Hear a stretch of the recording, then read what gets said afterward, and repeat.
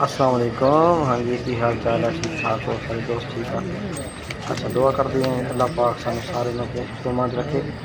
ते अज तो जनाब असी नहीं वैसे रोकते दा करा यार रहे हैं तकलीफ आवां मस्जिदा पाक दा पाक जनाब रोज़ा रसूल ते हुजूर पाक सल्लल्लाहु अलैहि वसल्लम दी हाज़री ते अल्लाह पाक कबूल करे। और जिन्हों के जेह्ड़े दोस्त अभी तक नहीं जा सके अल्लाह पाक सारे नूं उत्थे जाना कबूल करे।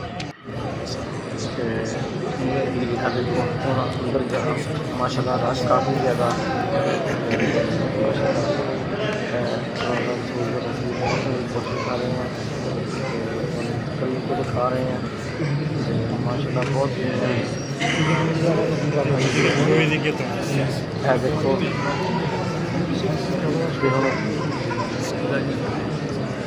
माशाल्लाह काफ़ी लोग ने आशिकान रसूल लखा की तादाद पहुँचे हुए हैं, इंतजार कर रहे हैं रसूल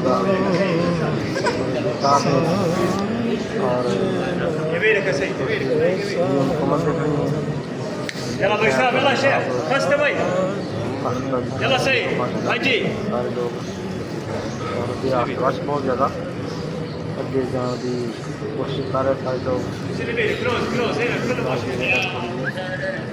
मुश्किल पेश आ रही है जनाब।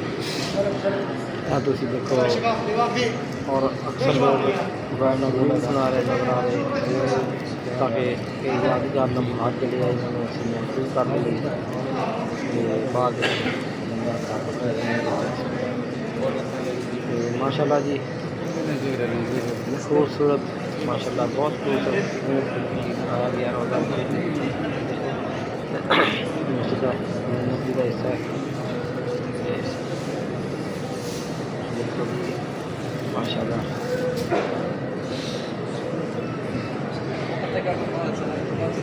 उम्मीद है तुहानू ये वीडियो बहुत पसंद आएगी क्योंकि चीज़ ही ऐसी है कि हमदार चीज़ है और लाइक भी कर दीजिए तो शेयर जितना हो सके ज़्यादा से ज़्यादा इस वीडियो में शेयर करो ताकि सारे लोग ज़्यारत कर सकन। जो उत्थे नहीं पहुँच सकते वो भी देख के ज़्यारत कर लेंगे। बाकी सब्सक्राइब भी जरूर कर लो चैनल जिन्होंने दोस्तों ने सब्सक्राइब नहीं किया वो लाजमी सब्सक्राइब कर लो ताकि मजीद तुहानू अच्छी अच्छी वीडियो दिखा सकिए। हर वीडियो जी अभी अपलोड करिए ताकि पहुँचेगा नोटिफिकेशन ऑन कर लो कॉल से कर रहे ताकि बटन ऑन हो जाएगा माशाल्लाह। देखो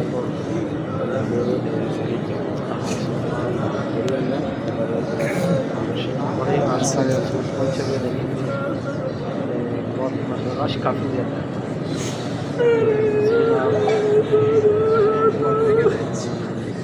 हमारे दोस्तों लोगों का शुक्रिया अदा करते हैं जिन लोगों ने हमारे चैनल सब्सक्राइब वीडियो देख के लाइक करते हैं कमेंट भी अच्छे से करते हैं माशाल्लाह। सारे दोस्तों का बहुत शुक्रिया।